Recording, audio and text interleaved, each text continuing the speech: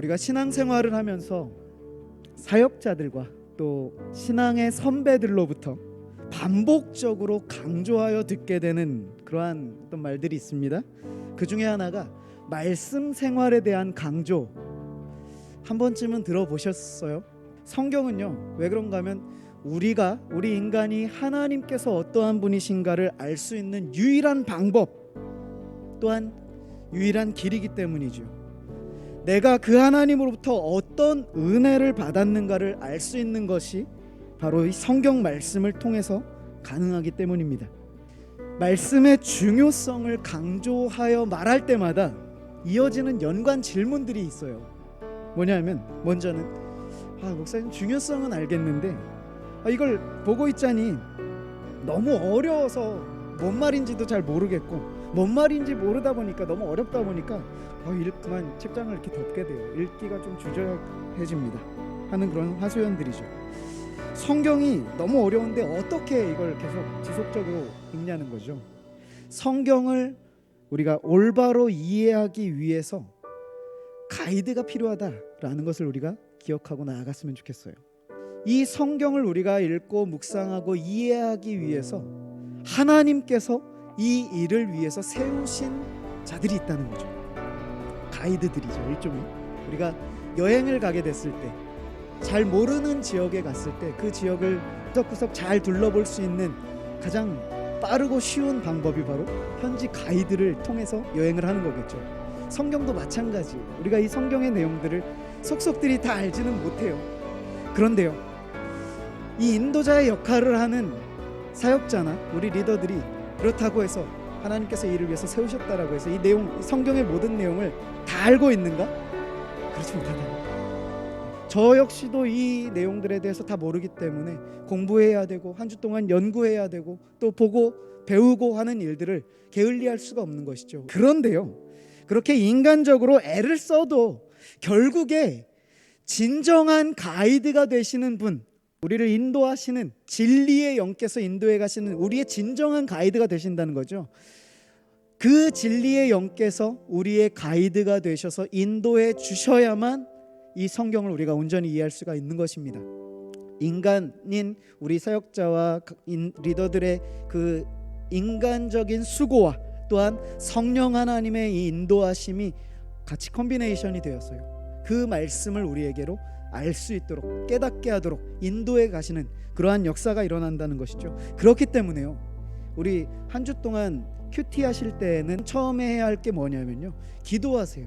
성령 하나님께 하나님, 저 오늘 말씀을 통해서 하나님의 뜻을 알게 하시고 하나님의 인도하심을 받게 해주십시오. 하나님 도와주세요. 그렇게 하나님께 인도하심을 구하며 나아갈 때요, 우리의 가이드 되신 우리의 인도자 되시는 그 주님께서 그 짧은 큐티의 시간을 통해서도 하나님께서 어떠한 분이신가를 알아가게 하시고 또한 그 하루를 시작하는 발걸음을 인도해 주실 것입니다. 그런데 이렇게만 해주셔도 참 좋을 것 같은데 그렇게 깨닫게 하시면 끝날 줄 알았는데 여기서 또 파생되는 문제들이 또 생깁니다. 이제 깨달음이 있어서 알겠는데, 성경의 메시지가 무엇인지는 알겠는데 그것이 정작 나의 삶과 어떤 연관이 있는지, 또한 그 내용을 가지고 살아가는 것이 쉽지가 않더라는 것이죠. 이 성경 말씀대로, 성경이 요구하는 기준대로, 하나님께서 우리에게 원하시는 대로 살아가는 것이 결코 만만치가 않더라고요. 쉽지 않다는 거죠. 왜 그런가 하면 당연히 세상의 삶의 방식에 찌들어 있는 우리가 전혀 다른 방식의 삶을 살아가는 것이 결코 쉽지 않다는 거예요. 그러다 보니 이 성경을 바라보는, 성경을 생각하는 인식 가운데 이 성경은 너무 높은 기준을 제시해주는 마치 율법서처럼 여겨진 나머지 성경으로부터 자꾸 마음이 멀어지게 된, 성경을 생각하면 부담감을 갖게 된 이와 같은 결과가 발생하게 됩니다. 우리 중에도 혹시 위에 이 두 가지 상황에서 정체되어서, 나의 신앙이 정체되어서 고민하고 있는 분들 혹시 계시지 않습니까?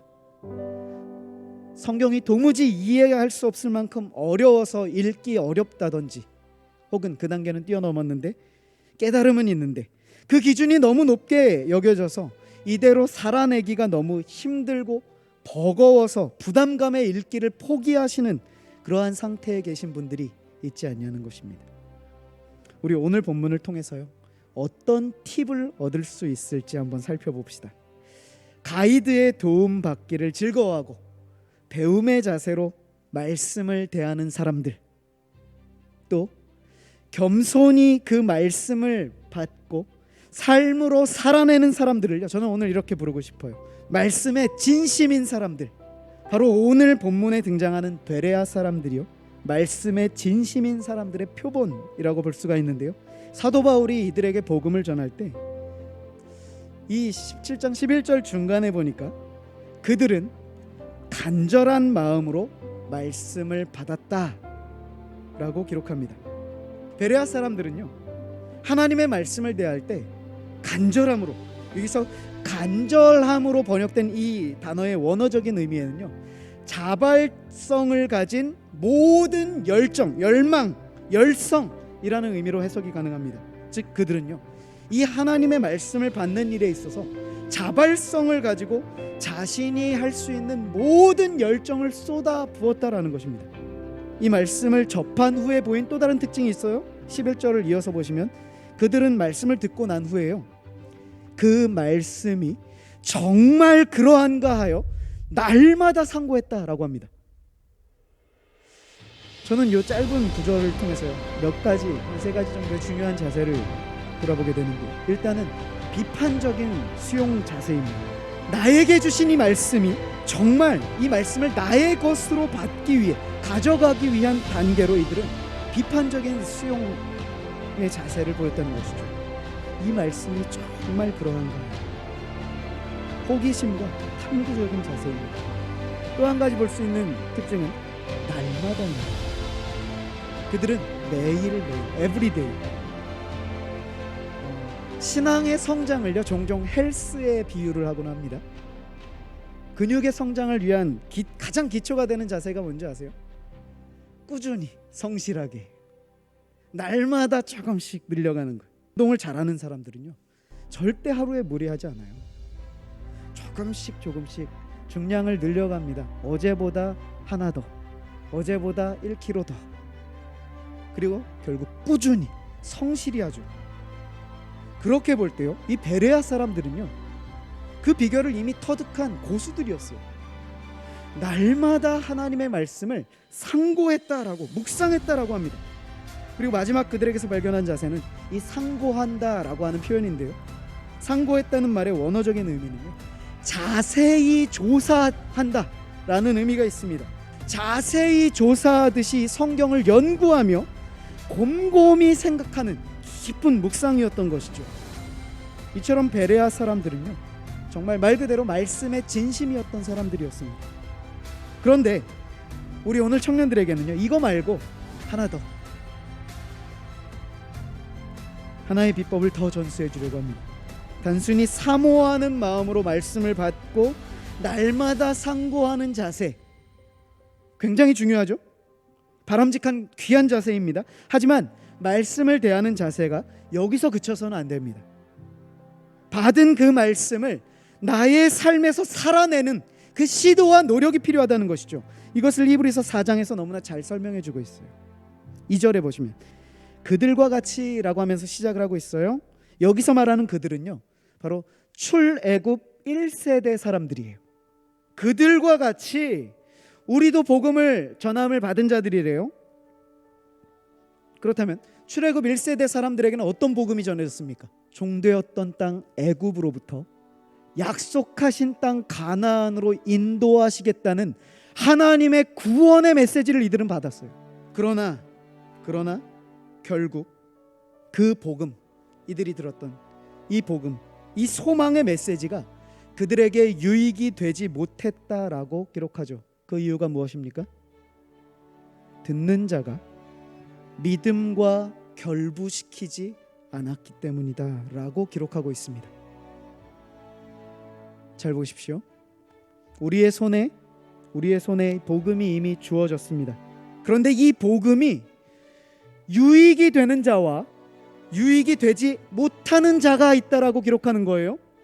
그렇다면 이 복음이 어떤 자에게 유익이 됩니까? 자신의 믿음과 이 복음을 결부시키는 자.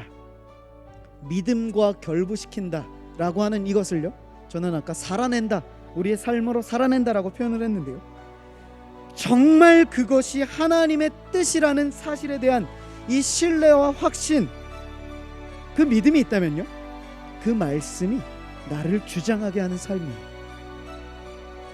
말씀이 나를 주장하게 한다는 것은요, 그 말씀에 지배를 받는 것을 뜻합니다.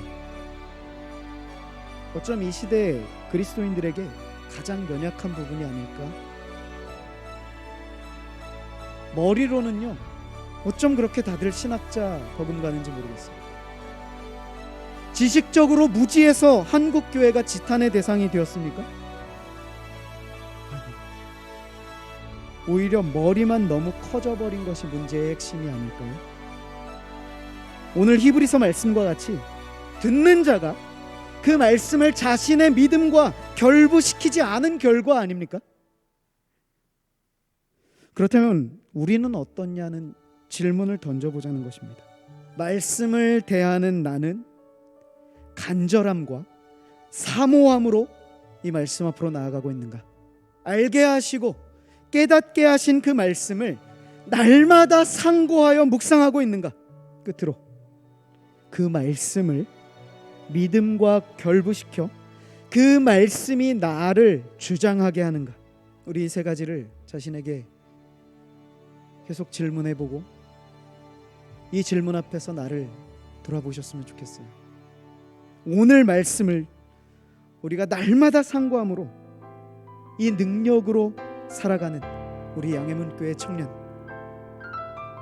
말씀에 진지한 이 시대의 참 크리스찬 청년으로 살아가는 우리 모두가 되시길 주님의 말씀으로 축복합니다.